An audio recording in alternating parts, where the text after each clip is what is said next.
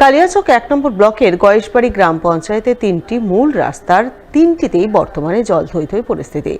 জমা জল নিষ্কাশনে কোনো উদ্যোগ নেই পঞ্চায়েতের, যা নিয়ে ক্ষোভে ফুঁসছেন এলাকার সাধারণ মানুষ।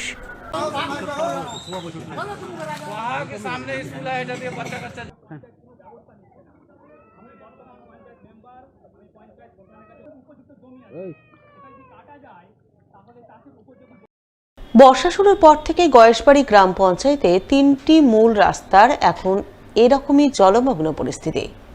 কারণ এলাকায় নিকাশি নালা থাকলেও তা নিয়মিত সঠিকভাবে পরিষ্কার হয় না, ফলে বৃষ্টির পর আবর্জনাময় নিকাশি নালা দিয়ে জল বেরোতে সময় লাগে বেশ কয়েকদিন।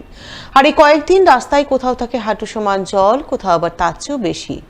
ফলে সেই জল ভেঙেই যাতায়াত করতে বাধ্য হন এলাকার সাধারণ মানুষ, যেমনটা হচ্ছেন এখন। জল জমে থাকছে, ছেলে মেয়েকে স্কুল পাঠাতে পারছি না, কোনো জায়গা বাইরে থেকে নামার পরে রাস্তাতে জল, কিছু মানে বাইরে থেকে নামলে জল ঘাটতে হবে, এভাবে রাস্তার জল করতে হবে, ড্রেন পরিষ্কার করতে হবে, রাস্তা হসপিটাল ডাক্তারের বাড়ি কোনখানে যাওয়া হচ্ছে না, জল জমে যাচ্ছে। এখন যদি এই এটা কাটিয়ে দেওয়া যায় তাহলে আমাদের অসুবিধা, বাঁচাও নেই। তার মানে আমরা রাস্তাতে জল জমে গেলে চলতেই পারবো না। আর ওই সামনের দিকটা দিয়ে ওই জল এটা দিয়ে যে ওইটা খাল দিয়ে ঘুরে আবার আমাদের সামনের দিকে আসছে, সামনের দিকে এসে আবার জল জমছে এক হেঁটে।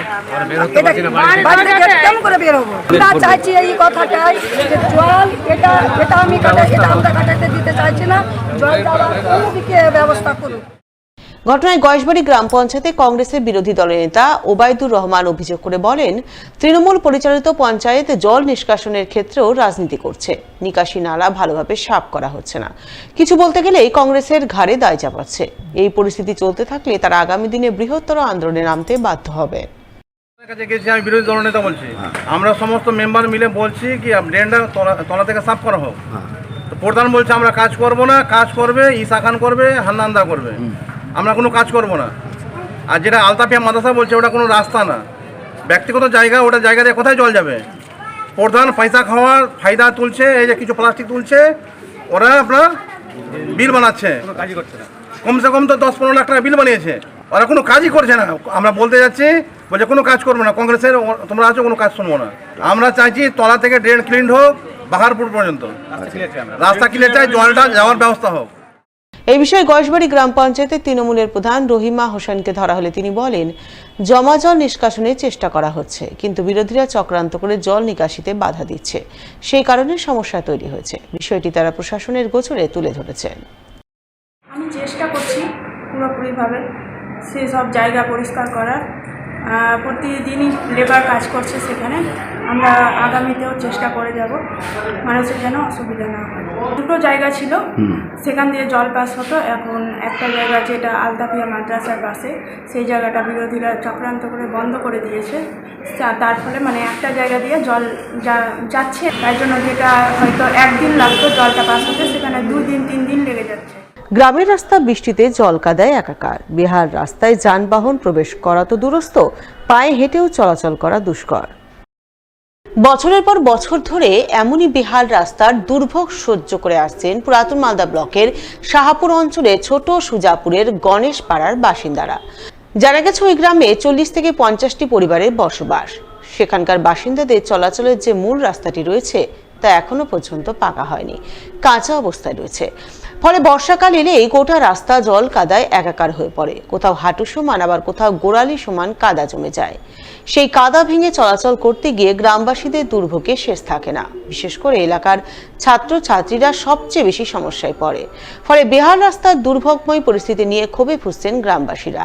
তাদের অভিযোগ, বেহাল রাস্তা সংস্কারের জন্য তারা স্থানীয় পঞ্চায়েত সদস্য থেকে শুরু করে পঞ্চায়েত প্রধানের দ্বারস্থ হয়েছেন বারংবার, কিন্তু লাভের লাভ কিছুই হয়নি। কেউই রাস্তা তৈরিতে কোনো উদ্যোগ গ্রহণ করেনি, শুধু প্রতিশ্রুতি দিয়ে গেছেন। আমরা শহরের ধারে বাস করছি, আর দেখেন আমাদের ছেলে মেয়েরা বাইরেতে পারে না, সাইকেল তাদের গাড়ি ঘোড়াতেও যায় না, গরু বাছুর এর কত অসুবিধা হচ্ছে। দেখেন কাদা, 1 হাঁটু কাদা দিয়ে হাঁটে যেতে হয়েছে আমাদেরকে। প্রধানকে বলতে বলতে এক মেম্বার 10 বছর থাকলেও কিছু করে দিল না। এবার একটা পাস করেছে সাইড মেম্বার, ওই এখন কি করে দিবে সেটা ঠিক বলতে পারছি না। ওই তো বলছে করে দিব। ভোটের সময় তো বলছে রাস্তা করে দিব, দিয়ে আমাদেরকে প্রলোভন দিয়ে বাস আমরা তখন ভোট দিয়ে দিয়েছি। তা আমি কি রাখছি, আমাদের রাস্তাটা করে দিলে আমাদের সুবিধা হয়। এই বিষয়ে শাহপুর গ্রাম পঞ্চায়েতের প্রধান পলি দাসকে ধরা হলে তিনি বলেন, এই মুহূর্তে গণেশপাড়ার বেহাল রাস্তা পাকা করার জন্য তার সামনে কোনো উপায় নেই, তাই সামনের বছর অবশ্যই রাস্তার কাজ করার চেষ্টা করবেন। ওখানে অবস্থা সত্যি খুব খারাপজনক অবস্থা। তো এখন এমন পরিস্থিতি হয়েছে যে এখন তো সাপ্লিমেন্টরি দেওয়া যাচ্ছে না, যে রাস্তা আমরা ধরবো, কিন্তু হলো ওখানকার মানুষের চলাচলের অবস্থা মানে আমি গেছিও, আবার জানিও আমি ব্যাপারটা, কিন্তু হলো ওখানে সাপ্লিমেন্টরি দেওয়া যাচ্ছে না বললে আমরা কোনো কাজ করতে পারছি না। আমরা রাস্তাটা যে ধরবো সেটা আমাদের হাতে নেই। তো সামনেবার আমরা চেষ্টা করব যে ওই রাস্তাটা তাড়াতাড়ি যেন হয়ে যায়। বৃহস্পতিবার ভোরে বেআইনি আগ্নেয়াস্ত্র সহ এক দুষ্কৃতীকে পাকড়াও করল বৈষ্ণবনগর থানার পুলিশ।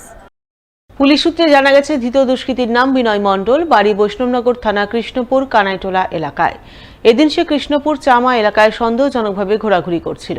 ওই সময় বৈষ্ণবনগর থানার পুলিশ বিশেষ সূত্রে খবর পেয়ে তাকে গ্রেপ্তার করে। ধৃতের হেফাজত থেকে উদ্ধার হয় একটি 7mm পিস্তল, একটি ম্যাগজিন ও 1 রাউন্ড কার্তুজ। তাই এদিনই ধৃতকে 10 দিনের পুলিশি হেফাজত চেয়ে পেশ করা হয় মালদা জেলা আদালতে।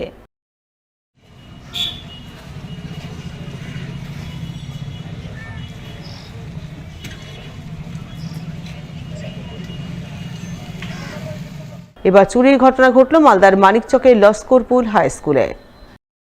তালা ভেঙে স্কুলে ঢুকে আলমারি খুলে প্রিন্টার, সাউন্ড বক্স সহ অন্যান্য জিনিসপত্র হাতিয়ে চম্পট দিল দুষ্কৃতীরা।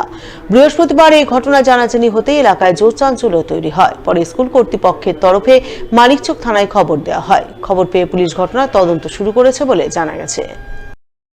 স্কুলের প্রিন্টার চুরি হয়েছে, একটা ক্যাননের, একটা ব্লুটুথ স্পিকার বক্স নেক্সট্রন কোম্পানির, ওটা চুরি হয়েছে, নতুন বক্স যেটা, আর একটা পুরনো ক্ল্যারিয়নের বক্স ছিল সেটাও চুরি হয়েছে। স্কুলে আমাদের গ্রুপটি সবার আগে এসেছে, 10টা 20-25 নাগাদ এসে ও অফিসের তালাটা ঝুলছে দেখে ও আর ঢোকেনি, না ঢুকেও আমাকে ফোন করলো। আমি তখন এখানে নৌকাতে ছিলাম না, এই হাজানের ঘাটে।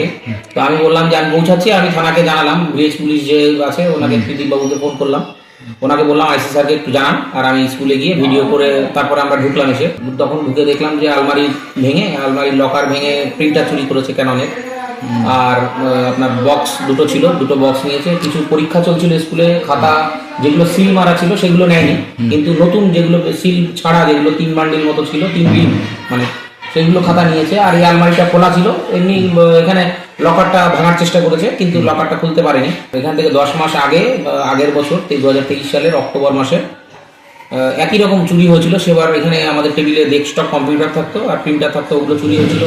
আমাদের ট্রফি ছিল, ওপরে ট্রফি সেগুলো নিয়েছিল, পরে 2 দিন পরে বাগানে পাওয়া গেছিল। চাইছি যে বারবার এরকম চুরি হলো তো স্কুলের সমস্যা খুবই, কারণ বারবার জিনিসপত্র তো গোছানো সম্ভব।